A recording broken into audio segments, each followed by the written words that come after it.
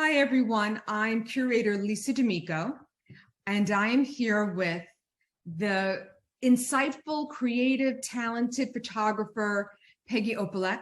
Her piece, Vibrant Fall Mums, is in the Color of Nature exhibit being hosted by Inside Small. So Peggy, your piece, when the committee and I looked at it, the color of nature, this is it. It's a stunning piece. The colors, the composition, the texture and the detail is out of this world. Tell me and everyone listening, discuss first, where was this taken? This was taken in 2019. It was the last time that we traveled before COVID. And it was in the fall because these mums were outside, and we were in Italy. And we were in a town called Alanga, Acualagua.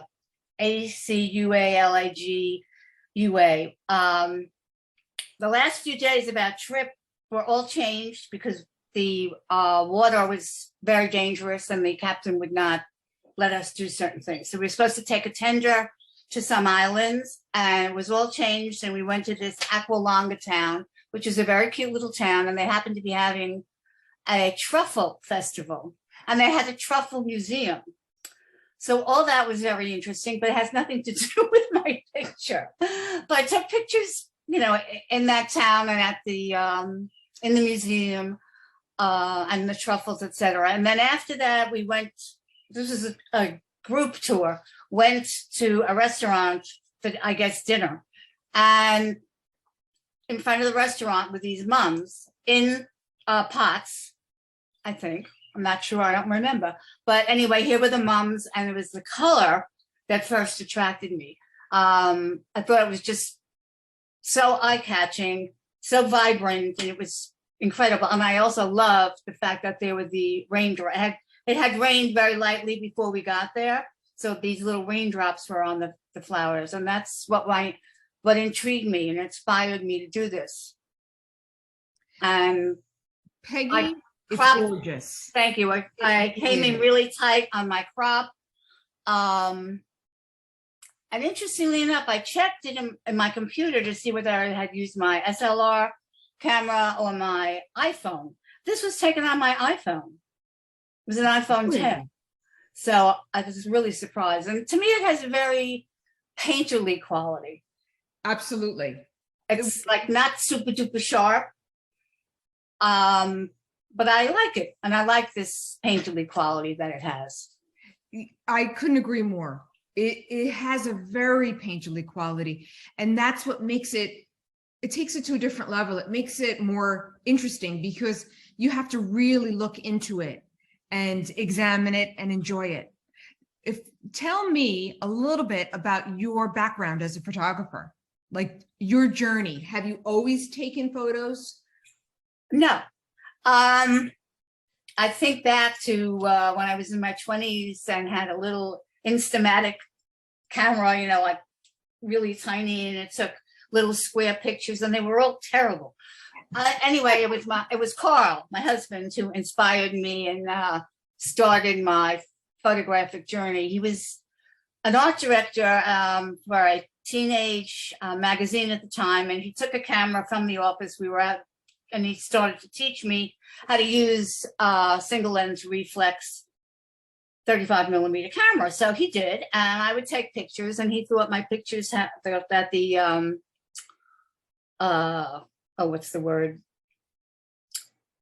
were very good. Not the layout, my eye, that had a very good eye. So we continued, and I got my own camera. I started to take some classes, and then I decided I wanted to learn. This was, way before digital. We're talking about, I don't want to date myself, but we're talking about like 40 years ago. And so I have my own SLR. I wanted to learn how to develop film and make prints. We're talking about black and white prints now, obviously. So I took some classes. I went down we were living in Manhattan. I went down to the Village, and this fellow in his studio taught me how to develop film, how to make prints, etc. And then we set up a darkroom in our house. And I, just kept going. So that was the whole start of it. And then I worked as a freelancer for the Rockland Review when Kathy Gardner, who was with the Journal News then, couldn't do it, or was too busy, or there was too much work. So I was doing photojournalism for them, and taking my own pictures, and eventually had a show through ACOR, actually, long time ago, in Piermont. I used to have their shows in the community room above the police station. So Carl had said to me, go out and get us some shows. I wasn't working. Our son was 3, 4 at the time. So I contacted ACOR and I showed them my work, and they gave me a show. So I was first. So then I gave my photographs to somebody at ACOR to bring to, I don't know if you remember, you may be too young, Mike Hitzik. He was like the arts editor of the Journal News. And there was this still, as there still is, there was this separate magazine. So the woman at ACOR, who was, just an office work, I said, she's going through my photographs and she says, this is no good, this is no good, this is no good, this won't do that. So I said, wait a minute. I'm the artist. And these are the photographs that I want you to bring to him, because that's what I want. So she did. And then he called me and said he wanted to see more work.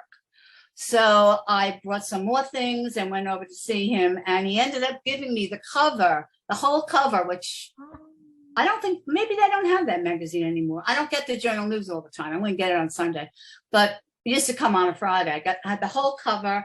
There's a picture of a black cat in a kind of old broken down wicker chair, where the wicker was peeling and it was not crisp white. It was, had gray in it, and the black cat was yawning. And it was a really cool picture. And so he put it on the cover, but he said, it's really print wise, it's going to not print well. You have to redo the print because the cat was too dark.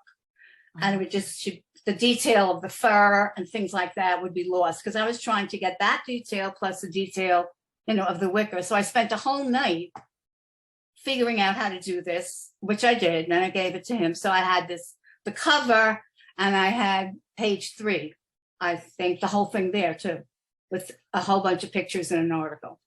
That's amazing. I love it. And I love that it started off with Carl, Yes. getting you into it. And then very quickly, the student becomes the master. I love it.